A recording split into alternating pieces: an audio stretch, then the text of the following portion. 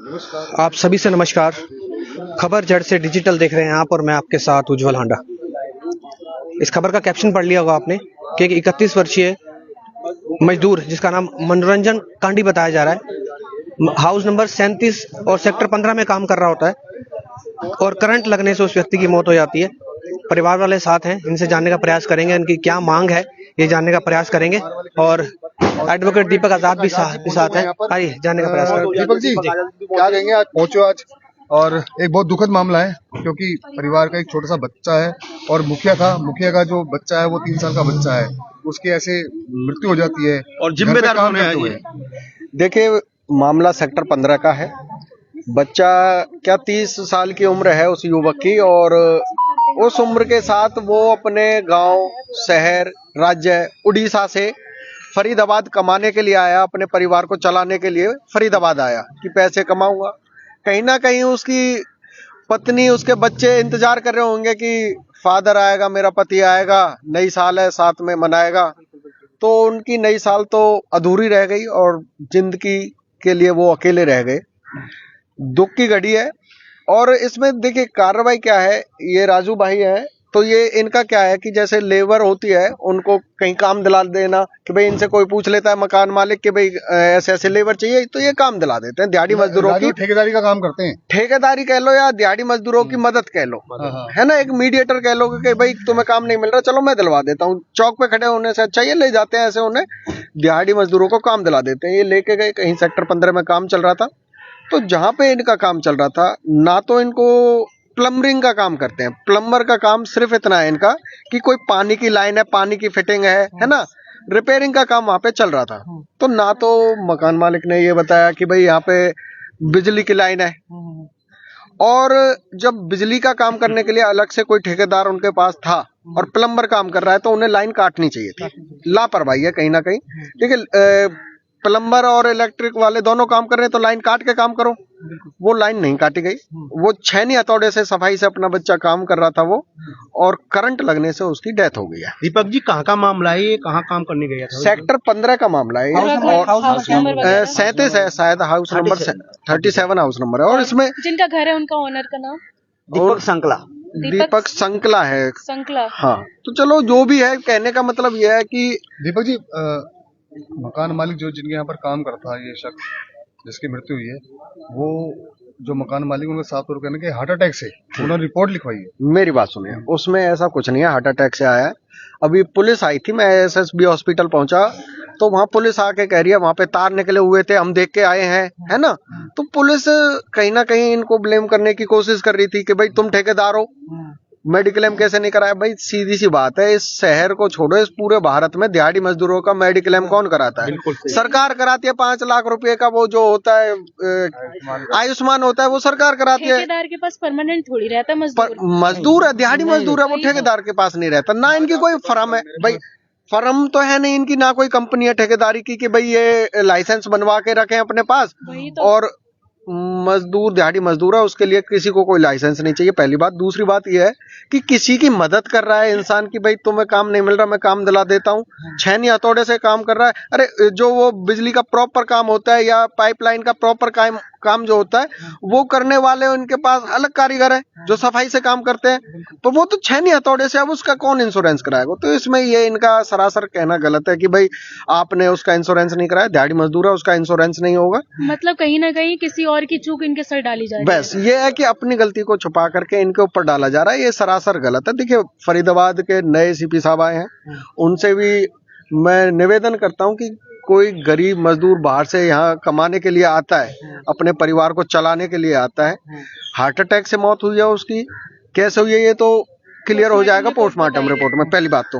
दूसरी बात इसमें यह है कि अभी देखना यह है कि उसके हाथ में ना घाव है। हार्ट अटैक वाले इंसान के घाव नहीं होता कभी भी। ऐसा कौन सा हार्ट अटैक है, हम तो पहली बार देख रहे हैं जो उसके हाथ में घाव हुआ। तो जब करंट लगा था कोई था उस टाइम पे कोई नहीं था। वो बाद में लड़के ने देखा, ये नीचे काम कर रहा था, तो जैसे ये आए तो इन्होंने देखा कि उसमें करंट था। तो कहने का मतलब ये गरीब मजदूर है, प्रशासन कार्रवाई करे। जी, एक मिनट। जी भाई साहब, आप मौजूद थे वहाँ पे? क्या नाम है आपका? बादल नाम है मेरा। हाँ। उस टाइम तो मैं था नहीं। उस टाइम मैं जैसे आके वहाँ पे पहुंचा ना, मैंने देखा कि वो पड़ा है। मैंने जाके उसको जैसे ही टच किया, मेरे को करंट लगा। और जैसे करंट, हाँ मेरे को करंट लगा। वाइब्रेशन थी, नहीं, वो वैसे पड़ा था, बिल्कुल नीचे लेटा पड़ा था। करंट की वाइब्रेशन थी body मतलब में। करंट आपको महसूस हुआ? उस टाइम मेरे को नहीं पता था कि क्या हुआ है क्या नहीं। मेरे को उस टाइम पता नहीं था। मेरे को जैसे मैंने उसको टच किया ना उठाने के लिए, मेरे को करंट तब लगा जाके।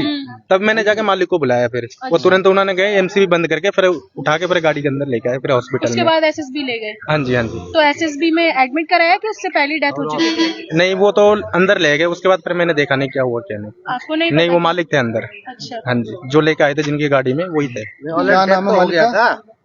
डेथ तो वही हो गया था।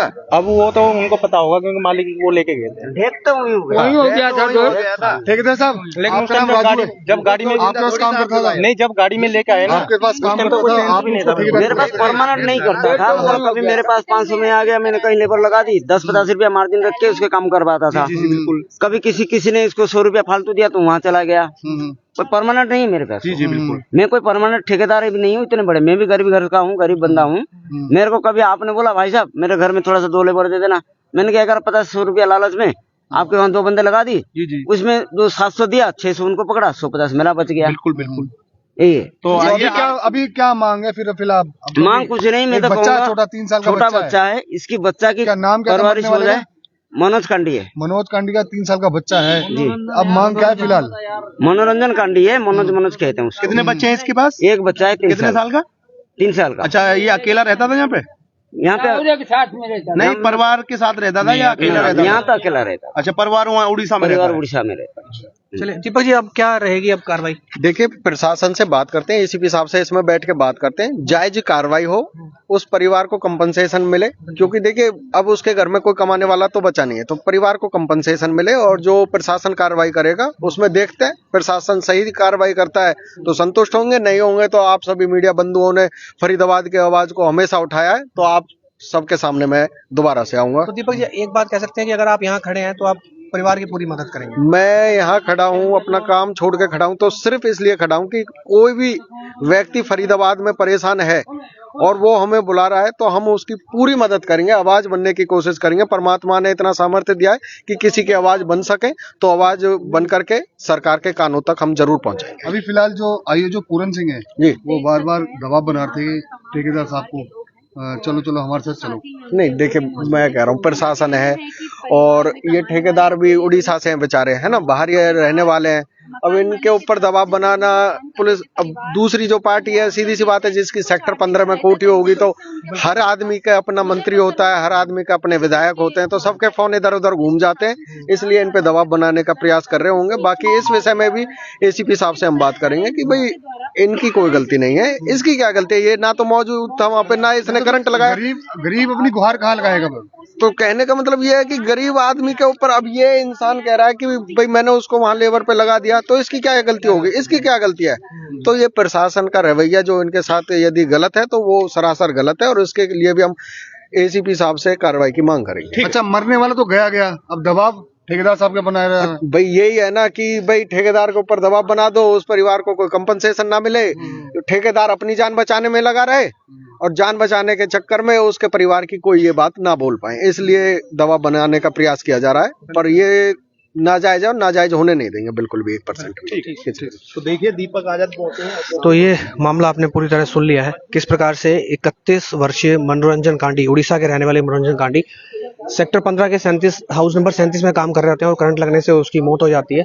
और ये भी यहाँ पे सभी मनोरंजन कांडी के जो जान पहचान वाले हैं, क्योंकि परिवार यहाँ नहीं रहता है और यहाँ मौजूद हैं, और ये कह रहे हैं कि इसमें जो ठेकेदार है उसकी कोई गलती नहीं है, लेकिन जिस घर में मौत हुई है उस व्यक्ति की, क्योंकि कहीं ना कहीं मकान मालिक की लापरवाही है, क्योंकि मकान मालिक को उस व्यक्ति को जिसकी मौत हुई उसको बताना चाहिए था कि यहाँ से बिजली की लाइन जा रही है, उसे ध्यान में रख के काम करे, या फिर लाइन को बंद करवा देना चाहिए था। तो ये इनकी मुख्य मांग है और फिलहाल ये चाहते हैं कि जो भी पुलिस वाली कार्रवाई हो वो पुलिस कार्रवाई करे, और इसके साथ साथ जो मृतक जो अभी इस दुनिया में नहीं है उसे जो कंपनसेशन के तौर पे जो भी मकान मालिक से जो भी सहायता मिल सकी है वो दिलाने का प्रयास करेंगे। और यही जो एडवोकेट दीपक आजाद है उन्होंने बताया कि पूरी कोशिश की जाएगी हेल्प करने की, और ये भी कोशिश की जाएगी जो पुलिस है जो इनको जानबूझ के जो ठेकेदार है या अन्य जो लोग हैं उनको परेशान ना करे।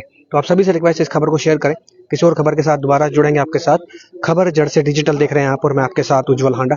बहुत बहुत धन्यवाद।